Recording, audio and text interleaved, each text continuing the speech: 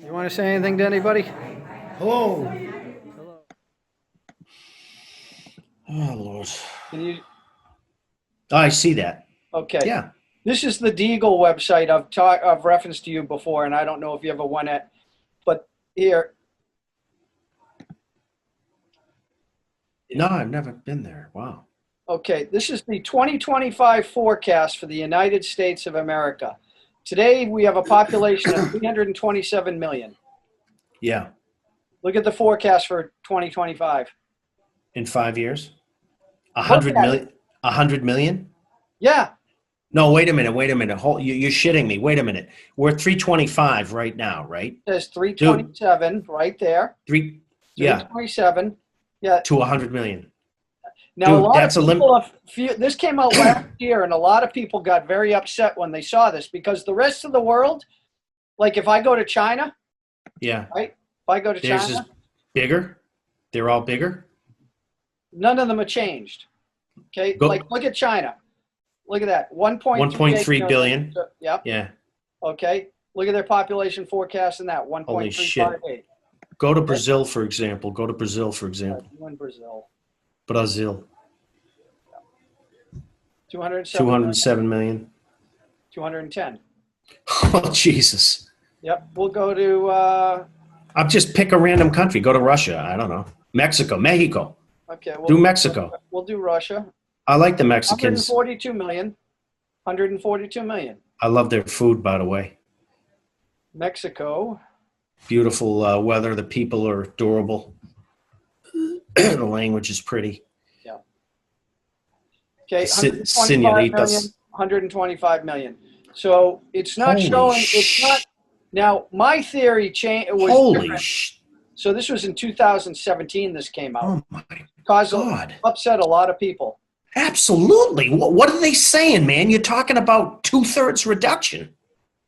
Yep. Well, what I concluded is obviously a lot of people said, now this was long before COVID came along, okay? Or Oh, any. my God. A lot of people thought it was going to be some sort of warfare.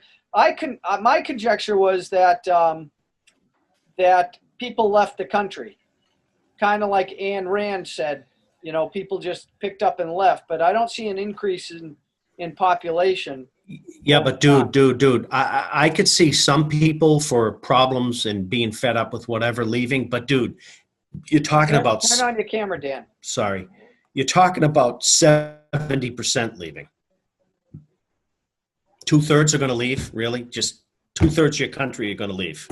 Really, you're going to have. That's only in 5 years.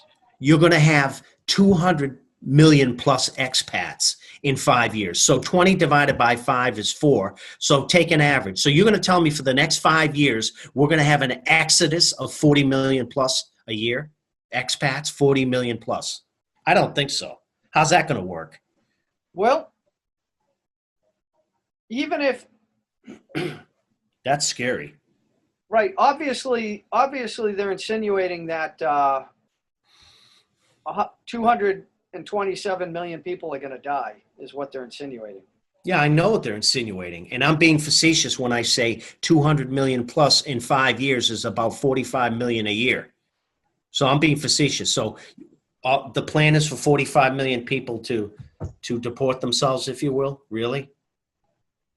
Well, think about this. Like the people of Afghanistan or Iraq or Libya or Syria or Vietnam or China or Latin America, do you think that they're going to cry for the United States if 227 million people were eliminated? No, I don't at all, if you want my humble opinion. No. They're going to be like, good, they got theirs. They sat there and did nothing while their government, let's face it, our government is the most ruthless criminal in many ways, and that's why they are as feared as they are. Okay.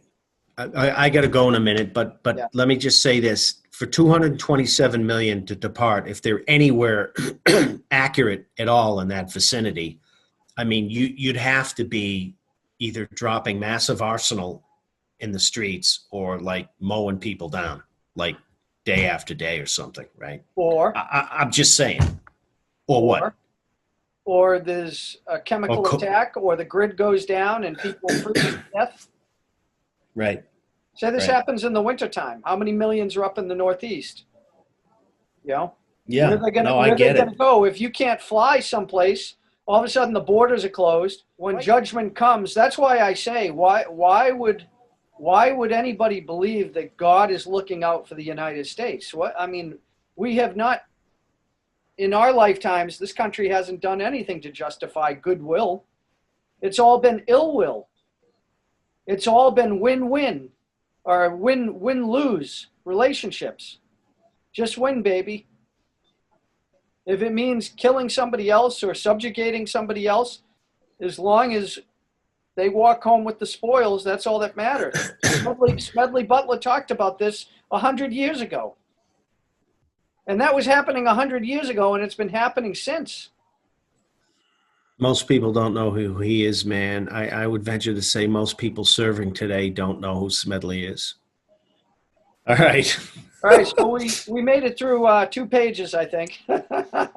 Yeah, we diatribed from hell.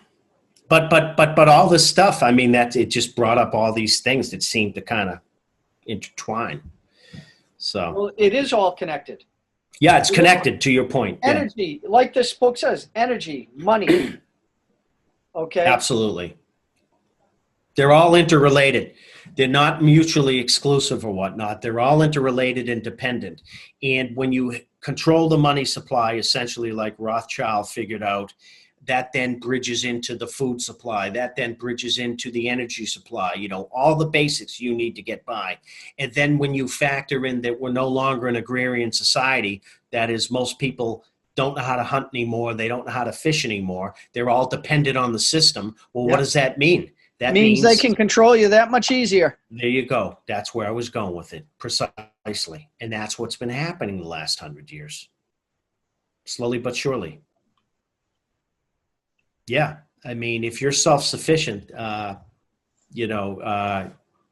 I should say, the more self-sufficient you are, the less controllable you are. And the reciprocal is true. The more dependent you are, the more controllable you are. The more you're willing to give up freedom for perceived security.